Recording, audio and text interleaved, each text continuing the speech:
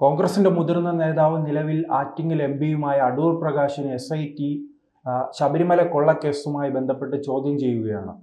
Communist party മാത്രമല്ല കോൺഗ്രസിലെ നേതാക്കൾക്കും ഈ സ്വർണ്ണക്കൊള്ളയിൽ പങ്കുണ്ടെന്നാണോ ഈ ചോദ്യം ചെയ്യലിലൂടെ തെളിയുന്നത്? തീർച്ചയായിട്ടും കോൺഗ്രസ്സുകാർക്ക് പങ്കുണ്ട്, കമ്മ്യൂണിസ്റ്റുകാർക്കും പങ്കുണ്ട്. അതാണ് ഇന്ത്യ മുന്നണി.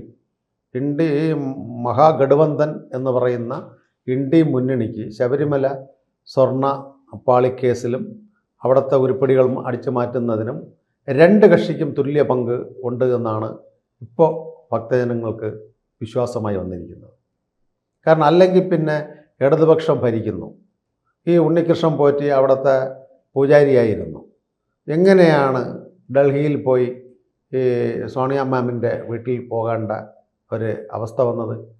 അതിൻ്റെ ബാക്കിയുള്ള കാര്യങ്ങളും അപ്പോയിൻമെൻറ്റും ശരിയാക്കി കൊടുത്തതാരാണ്?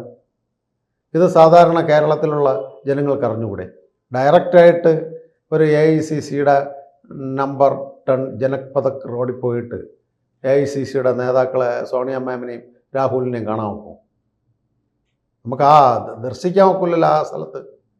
അപ്പോൾ കേരളത്തിൽ നിന്ന് കോൺഗ്രസ് നേതാക്കൾക്ക് ബന്ധമുണ്ട്.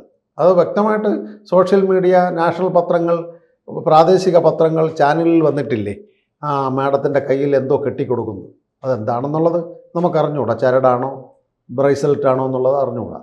പക്ഷെ അത്തരത്തിൽ ഉണ്ണികൃഷ്ണൻ പോറ്റിക്ക് ഡൽഹിയുമായിട്ട് ബന്ധം, അതിൻ്റെ ബന്ധം അടൂർ പ്രകാശാണ്. അതിനകത്തൊരു സംശയവുമില്ല. SIT ചോദ്യം ചെയ്ത് റിപ്പോർട്ട് കോടതിയിൽ കൊടുക്കാതെ 90 ദിവസം വച്ചിരുന്ന് വിടുന്നതിനേക്കാളും CBI, എൻഫോഴ്സ്മെൻറ്റ് ഡയറക്ടറേറ്റ് തുടങ്ങിയ ഏജൻസികൾ ചോദ്യം ചെയ്യണമെന്നാണ് ഭക്തജനങ്ങളുടെ എല്ലാം അഭിപ്രായം. ആ രീതിയിൽ അല്ലാതെ ഇപ്പോൾ തന്നെ എല്ലാവരും ഇറങ്ങി പോകുകയല്ലേ. 90 ദിവസം ആയപ്പം മുരാരി ഇറങ്ങി, അടുത്തുള്ള ആൾക്കാരിറങ്ങി. അപ്പോൾ ഇതൊരു പ്രഹസനം ജനങ്ങളുടെ ഇടയിൽ. വിളിച്ചു ചോദ്യം ചെയ്ത് കുറേ ദിവസം ജയിലെന്ന് പറഞ്ഞ് കിടന്ന് നല്ല ഫുഡും കൊടുത്ത് ആഹാരവും കൊടുത്ത് അതിനകത്ത് കിടന്ന് ഇവർക്കെല്ലാം ഒരു പുസ്തകം ഇറങ്ങി വരുമ്പം നാളെ ഒരു കാലത്ത് തിരുവനന്തപുരത്തോ YMC ഹാളിലോ VGT ഹാളിലോ അദ്ദേഹം ഒരു പുസ്തക പ്രകാശനം ചെയ്യും. അപ്പോൾ വേണ്ട സൗകര്യങ്ങൾ സർക്കാർ കൊടുക്കുകയാണ്. നല്ല ഫുഡ്, നല്ല ആഹാരം, നല്ല കിടക്ക, എല്ലാ സൗകര്യവും. അപ്പോൾ ജീവിതത്തിൽ പുസ്തകം എഴുതാം, അതിനകത്ത് കിടന്ന് പലതും ചെയ്യാം. ആ രീതിയിലേക്ക് നമ്മുടെ അന്വേഷണത്തെ തരം താഴ്ത്തിയിരിക്കുന്നു. അതുപോലെ SIT ചോദ്യം ചെയ്ത്, സ്പെഷ്യൽ ഇൻവെസ്റ്റിഗേഷൻ ടീം ചോദ്യം ചെയ്യും. 90 ദിവസം കഴിയുമ്പോൾ പണ്ട് സരിത കേസ് അഡ്ജസ്റ്റ്മെൻറ്റ് ചെയ്തതുപോലെ അടൂർ പ്രകാശ് ഇറങ്ങി അങ്ങ് പോകും. അത് പാടില്ല.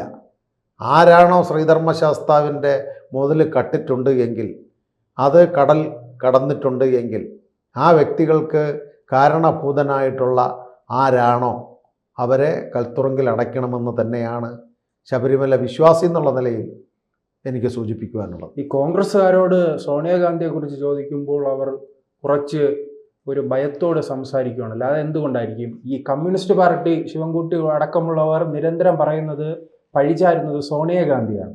നിങ്ങൾ സോണിയാഗാന്ധിയല്ലേ സ്വർണം കെട്ടത്, സോണിയാഗാന്ധിയുടെ വീട്ടിലല്ലേ സ്വർണം ഇരിക്കുന്നു എന്ന് പറയുമ്പോൾ കോൺഗ്രസ്സുകാർക്ക് ഹാലളമെന്ന് എന്തുകൊണ്ടായിരിക്കും? അത് അവർക്ക് രണ്ടുപേർക്കും അറിയാം. ഇതിപ്പോൾ പരസ്പരം തമ്മിലടിയാണ്. അസംബ്ലിക്കകത്ത് നമ്മൾ ബഹുമാനപ്പെട്ട വിദ്യാഭ്യാസ മന്ത്രി പാട്ട് പാടിയല്ലോ, സ്വർണം കെട്ടത് ആരപ്പ, കോൺഗ്രസ് ആണ് ഞാനപ്പ എന്ന്. അപ്പോൾ ഈ പാട്ട് ശിവൻകുട്ടി സഖാവ് അസംബ്ലിയിൽ പാടിയിട്ടുണ്ട് എങ്കിൽ ഇതിൻ്റെ ഇവർ കട്ടു. ഇത് ഇന്ത്യയിൽ വെളിയിൽ കിടക്കണം. ജർമ്മനിയിലോ ഇറ്റലിയിലോ ഉള്ള പുരാവസ്തു കേന്ദ്രങ്ങളെന്ന് പറയുന്നത് മാഡത്തിൻ്റെയൊക്കെ ബന്ധുക്കളെ കടകളാണെന്നാണ് ഒരുവിധപ്പെട്ടവരെല്ലാം പറയുന്നത്. ഇപ്പോൾ ഇറ്റലിയിലും ജർമ്മനിയിലുമൊക്കെ ഇന്ത്യക്കാരും മലയാളികളും ഉണ്ടല്ലോ. അപ്പോൾ ഇത്തരത്തിലൊരു അല്ലെങ്കിൽ കേന്ദ്ര ഗവൺമെൻറ് ആൾക്കാരെ അന്വേഷിച്ച് കാണുമല്ലോ. അപ്പോൾ ആ പുരാവസ്തു കട ഇവർ മോട്ടിച്ചു എടുത്ത് വിൽക്കാൻ വേണ്ടി കോൺഗ്രസിനെ ഏൽപ്പിച്ചു. അതുകൊണ്ടാണ് തുല്യ പങ്കാളിത്തം ഇന്ത്യ മുന്നണിക്കും. മഹാഗഠബന്ധൻ എന്ന് പറയുന്ന കോൺഗ്രസ് കേരളം വിട്ടുകഴിഞ്ഞാൽ, കളിക്കള കഴിഞ്ഞാലും മംഗലാപുരം പിടിച്ചപ്പോൾ പറയുന്നതാണ്, കള്ളത്തനം പിടിച്ചപ്പോൾ ഞാൻ മാത്രമല്ല എൻ്റെ കൂടെ കക്കാൻ കോൺഗ്രസും ഉണ്ടെന്നാണ്. അത് പഴയ പുരാണ കഥകളിവിടെ ഉണ്ട്.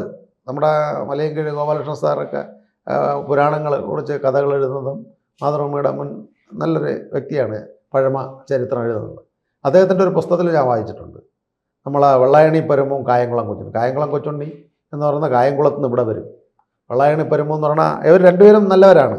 പണക്കാരെ ജമീന്ദാർമാരെന്ന് മോട്ടിച്ച് പണക്കാർക്ക് കൊടുക്കും. പാവപ്പെട്ടവരുടെ വീട്ടിൽ കല്യാണം നടക്കും, ഉരുപ്പടിയൊക്കെ മോട്ടിച്ച്. വെള്ളായണി മുക്കിലും നേമത്തും പാലരാരത്തും കിടന്ന് റോഡിൽ കിടന്ന് അടിയാണ്. അപ്പോൾ ജമ്മിമാർക്കെല്ലാം വിചാരിക്കുക ഇവർ ഭയങ്കര ശത്രുക്കളാണ്. രാത്രി ഇരുട്ടിക്കഴിഞ്ഞാൽ 9 മണി കഴിയുമ്പോൾ മോട്ടിക്കാൻ ഇവർ രണ്ടുപേരും കൂടിയാണ് പോകുന്നത്. അപ്പോൾ ആ രീതിയിലാണ് ഇവർ തമ്മിൽ. അസംബ്ലിക്കകത്ത് ശിവൻകുട്ടി സഖാവ് പാടുന്നു, സ്വർണം കെട്ടത് ആരപ്പ, കോൺഗ്രസ് ആണ് അപ്പ. അതുപോലെ കമ്മ്യൂണിസ്റ്റുകാർ തിരിച്ചു പറയുന്നു, നിങ്ങൾ ഈ സ്വർണം നേരെ പല MLA-മാർ ചോദ്യം ചോദിച്ചപ്പോൾ പറഞ്ഞിട്ടില്ലേ ഡൽഹിയിലല്ലേ പോയെന്ന്.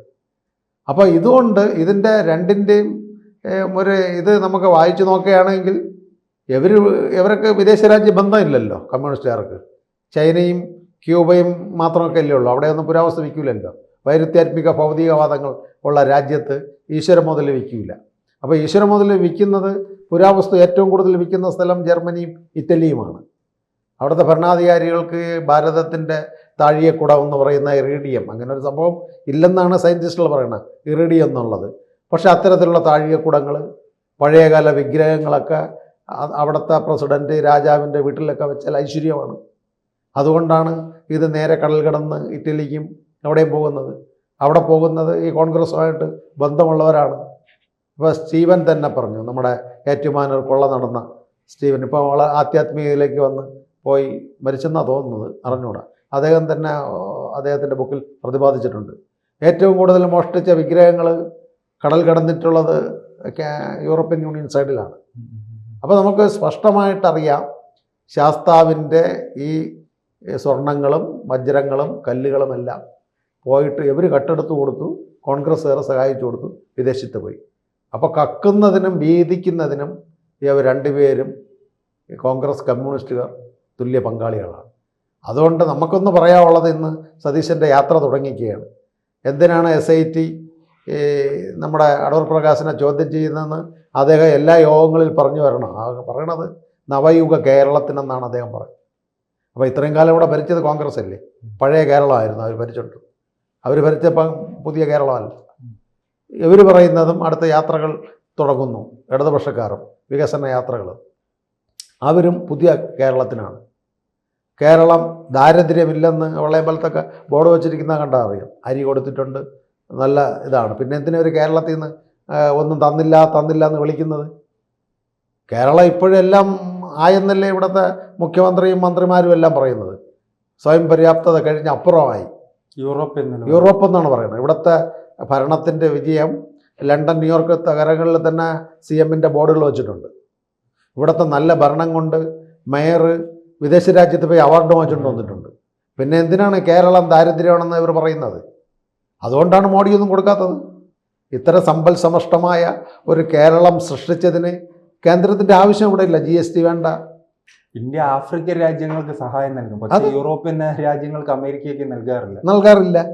അതാണ്. അപ്പോൾ ഇവിടെ ജനങ്ങളെ പറ്റിക്കുവാൻ ND മുന്നണി മഹാഗഠബന്ധൻ മോഷ്ടിക്കുന്നതിന് BJP ഒറ്റപ്പെടുത്തുവാനും BJP വരരുതെന്നുള്ളത് കൊണ്ട് അണ്ണനും തമ്പിയും കളിച്ച് ജനങ്ങളെ പറ്റിക്കുവാൻ. അപ്പോൾ തന്ത്രിയെപ്പോലുള്ള മഹത് വ്യക്തികൾ ഇത് ചെയ്തിട്ടുണ്ട് എങ്കിൽ തൽസ്ഥാനത്ത് നിന്ന് മാറ്റിയിട്ട്, പക്ഷേ ഭഗവാന്റെ ആ മന്ത്രങ്ങൾ ചെയ്യുന്ന കുടുംബം താഴ്മൺ കുടുംബം എന്നുള്ള നിലയിൽ മാറ്റുന്നതിനോട് ഭക്തജനങ്ങൾ എന്നുള്ള നിലയിൽ നമുക്ക് എതിർപ്പാണ്, യോജിപ്പാണ്.